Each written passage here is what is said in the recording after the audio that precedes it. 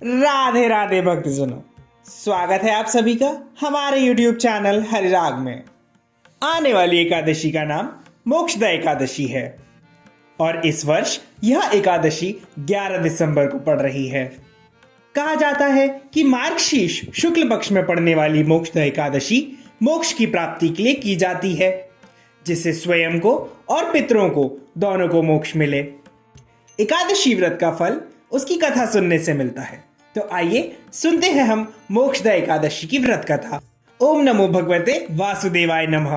कथा प्रारंभ। एक समय की बात है, भगवान श्री कृष्ण से एकादशी का महात्म्य सुनकर धर्मराज युधिष्ठिर हाथ जोड़कर बोले, हे भगवान, आप भक्तों के लिए मार्गशीर्ष शुक्ल एकादशी का वर्णन कीजिए। युधिष्ठिर की प्रार्थना सुनकर श्री कृष्ण जी बोले, हे धर्मराज, ध्यान लगाकर सुनो।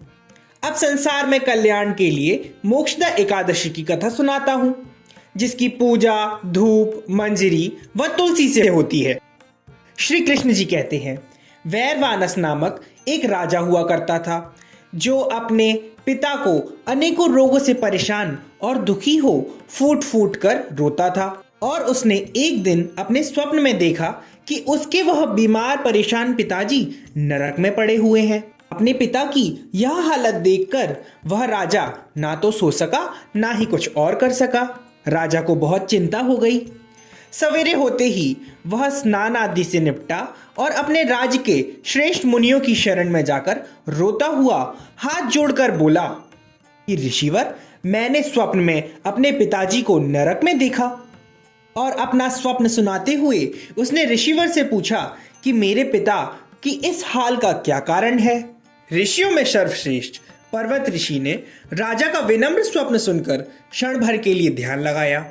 फिर राजा से बोले कि तुम्हारे पिता ने वृद्धावस्था में कमजोर और शक्तिहीन होते हुए भी 2 स्त्रियों से विवाह किया, जिसमें एक के साथ प्रेम पूर्वक रहते थे और दूसरी से बात तक नहीं करते थे।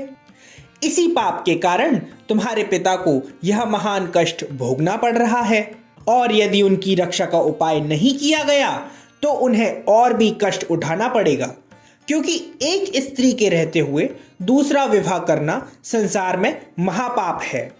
ऋषि की बात सुनकर राजा ने हाथ जोड़कर कहा, मुनिश्रेष्ठ, किस धर्म, दान और व्रत आदि के करने से मेरे पिता इस महान कष्ट से परेशान ना हो सके और तुरंत ही फल मिल जाए। कथा सुनाते हुए श्री कृष्ण ने धर्मराज से कहा कि इस तरह राजा की प्रार्थना पर महामुनि ने कहना शुरू किया कि हे राजन, मार्गशीर्ष शुक्ल एकादशी को नियम पूर्वक व्रत करें और यह प्रण करें कि मैं एक स्त्री के रहते हुए दूसरी शादी नहीं करूंगा और प्रजा के किसी भी आदमी को ऐसा करने की सहमति नहीं दूंगा। मुनिवर ने कहा कि यदि इस तरह करा गया तो तुम्हारे पिता को नरक से उद्धार मिलेगा और परमात्मा की दया से सारे सुखों को प्राप्त करेंगे।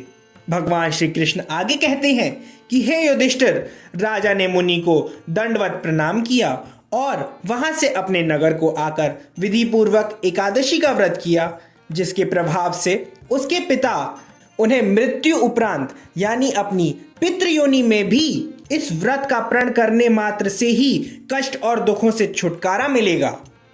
मुनिवर ने कहा कि राजन, अगर तुमने यह व्रत किया और इसका प्रण भी लिया तो तुम्हारे पिता को निश्चय ही स्वर्गलोक प्राप्त होगा। कथा संपूर्ण हुई। बोलो एकादशी मैया की जय। ऐसी ही जानकारी पाने के लिए जुड़े रहिए हरिराग से और लाइक, कमेंट एंड सब्सक्राइब करना मत भूलिएगा।